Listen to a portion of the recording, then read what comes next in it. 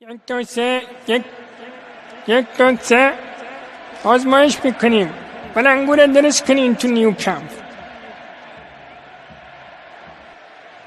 بنام خداوند توپ فوتبال ایشالا نخورین این شخص دال. من مسی ولی از زمان اون قدیم ها من مسی بودم نه مسی.